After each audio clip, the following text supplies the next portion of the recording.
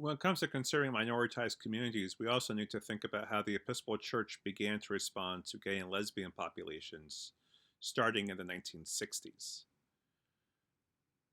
Part of what's important here is just to understand some of the social background to the Episcopal Church's response, just as we need to understand some of the social background to how the Episcopal Church responded to the question of race and racism. So, in a post-World War World War II context, we find an increasing question about how gay and lesbian people ought to be understood in American society. In 1950, there's the founding of the Mass-Sheen Society by Henry Hay and others in Los Angeles. This group is focused on exposing entrapment and other forms of coercion by police against gay men. Essentially, what would happen is gay men would go to bars and private clubs and be arrested and often entrapped for morality crimes. Often these gay men are married to women. Regardless, whether they're married or single, their identity, they are outed as gay. Their mugshots and names and of crimes, their offenses, are published in newspapers. And so the Mass-Sheen Society is a legal defense fund in a way to stop this kind of harassment and efforts at social control that occur.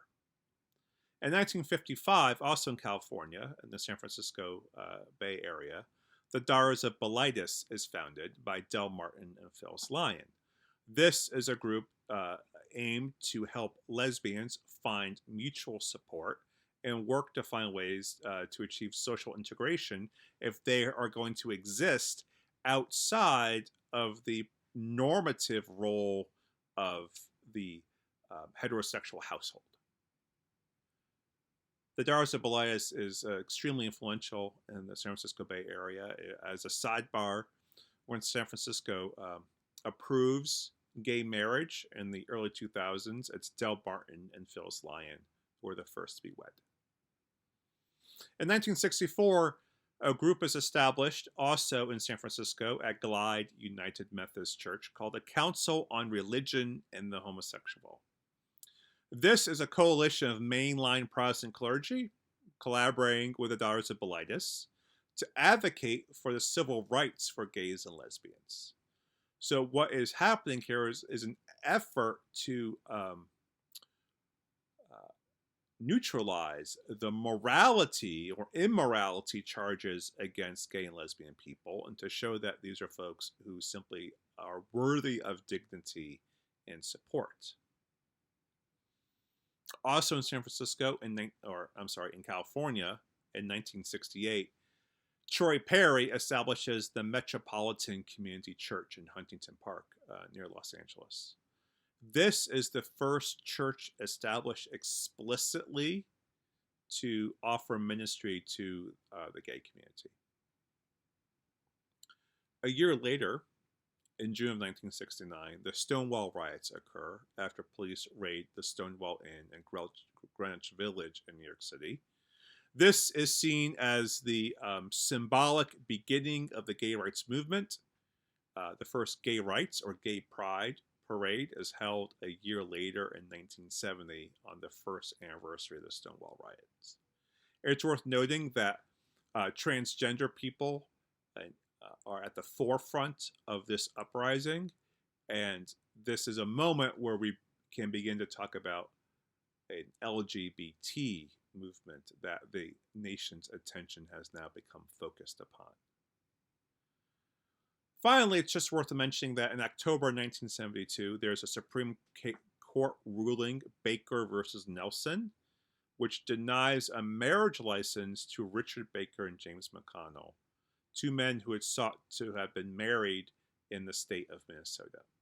And so by the early 70s, right at the same time that we've been focusing on Black Episcopalians and Latinx Episcopalians, we can begin to ask the question of what of gay, lesbian, bisexual, transgender Episcopalians? Where do they fit into the life of the church? An awareness of their own need for civil rights, accompanies the question of racial and ethnic civil rights, as we see in the Baker versus Nelson Supreme Court case. So let's talk more specifically about developments in the life of the Episcopal Church around human sexuality. In the 1960s, there's a growing recognition of the importance of addressing the lives of gay and lesbian persons in the church beyond categories of a moral disorder, a sin, or some kind of psychological disorder with these folks, that they simply are deserving of pastoral relationship and not simply as people who are broken in some way. In 1964, the Reverend John Lasso of the Diocese of New York speaks to the press as word has gotten out about collaboration between the Diocese of New York and some gay rights organizations. And he writes, "Obviously, we accept as part of God's continuing and progressive revelation about man's nature. And it's clear that they have done much to reshape a view once held by religious groups." That is, he's saying the social sciences has helped illustrate something about gay and lesbian people that is part of an ongoing revelation for the life of the church. And so what we have here then is a signal that the Episcopal Church is going to collaborate with the insights of modernity and wrestle with the question of the degree to which gay, lesbian, bisexual, and transgender people will be fully included to the life of the church. This begins in 1964. This church is in many ways on the other side of that now with the 2018 General Convention, but we're really talking about 2 to 3 full generations of the life of the church coming to terms with this question.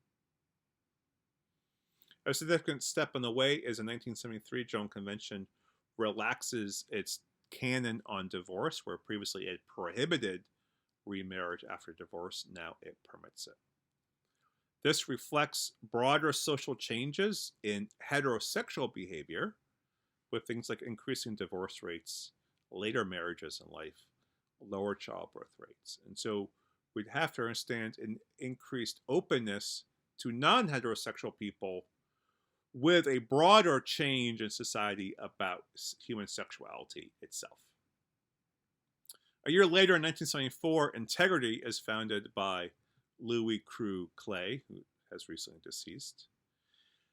This is, he's a lay person, and this is a movement in the Episcopal Church that will advocate for the full inclusion of gay, lesbian, bisexual, and transgender folks.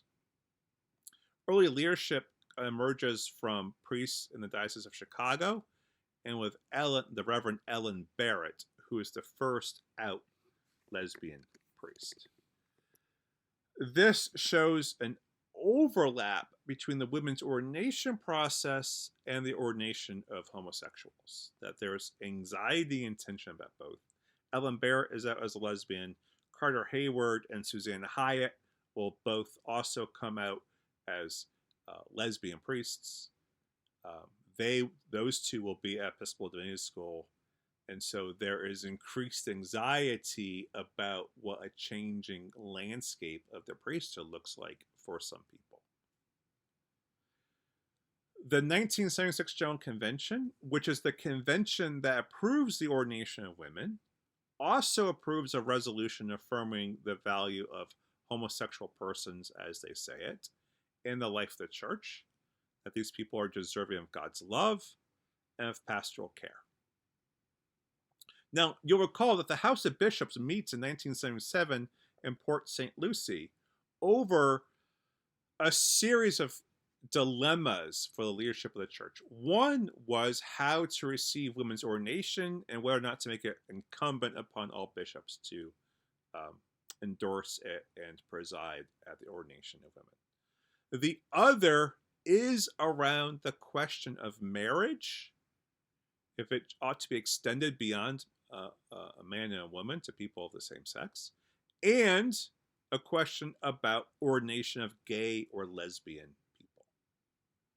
So the House of Bishops, the same one that affirms the conscience clause regarding women's ordination, also affirms marriage ought to be only between a man and a woman, and that no bishop should ordain a person who advocates for or is sexually active as a gay or lesbian person.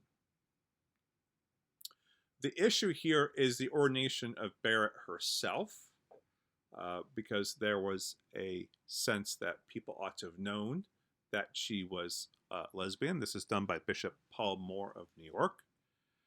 The ordination of Barrett isn't condemned because, according to Paul Moore, Barrett was neither advocating for nor socially active in regards to homosexuality. Other bishops see Moore's ordination of Barrett as a breach of collegiality insofar as they had not yet consulted on this particular issue. So there's going to emerge a dynamic in the life of the church of what we might later call a don't ask, don't tell policy. That is, gay and lesbian priests will emerge, and the question of their standing in the life of the church vis-a-vis the presence or absence of a sexual relationship with someone will continue to be a contentious issue. In 1979, General Convention, the same General Convention that approves the prayer book, also affirms sexual relations ought to only happen in the context of heterosexual marriage, but that gays and lesbians should be ordained if the church considers their behavior what they call to be wholesome, which can be an arbitrary determination. Some bishops dissent from that, declaring they will not abide by restrictions on ordaining only celibate gay men and lesbian women. Bishop Paul Moore is one of these. Edmund Browning, who will become presiding bishop in 1985, is another.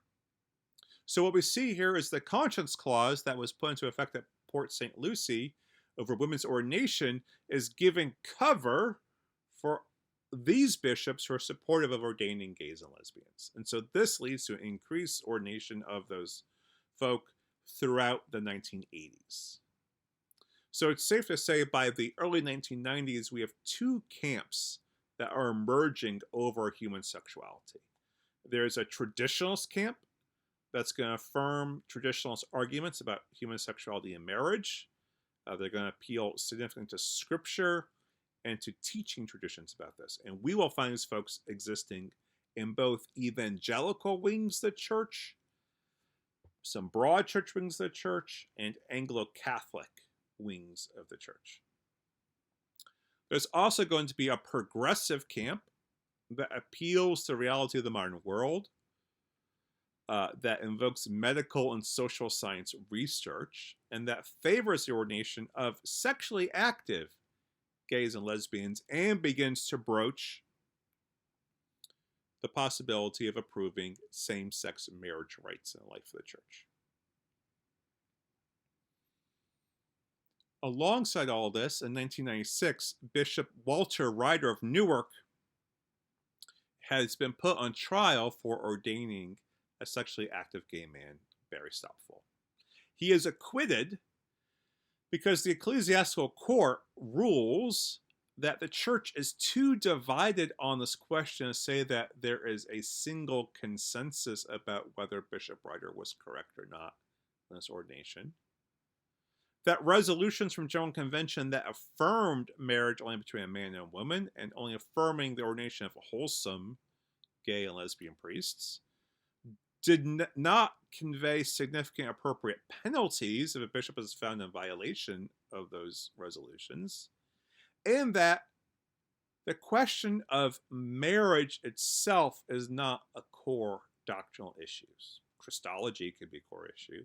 The Trinity can be a core issue. Human sexuality might not be a core doctrinal issue. What emerges out of that is increased organization among traditionalists who are opposed to what they see as emerging shifts in church teaching on human sexuality.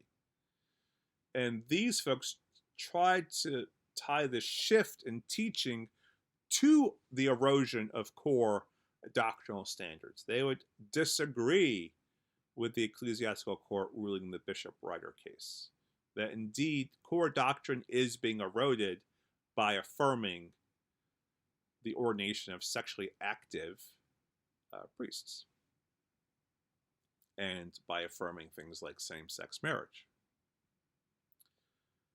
So the accusation here is the Episcopal Church is indeed changing the nature of its doctrine.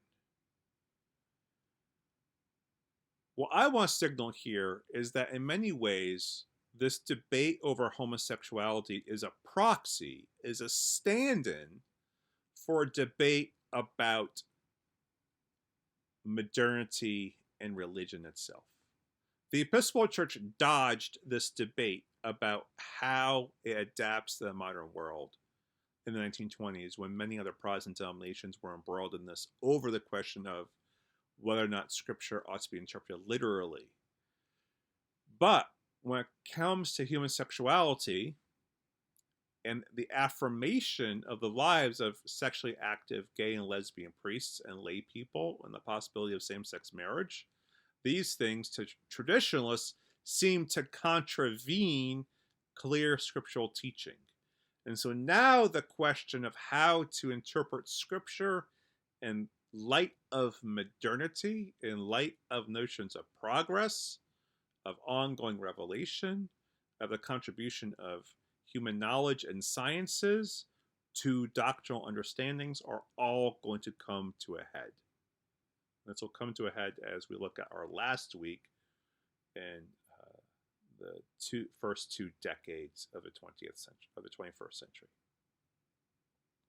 But as we look at this question of how the church embraces its LGBT population over a 20-year, 25, 30-year time period, we again can see resonances with debates around the full inclusion of African Americans into life of the church, of Latinx people into life of the church.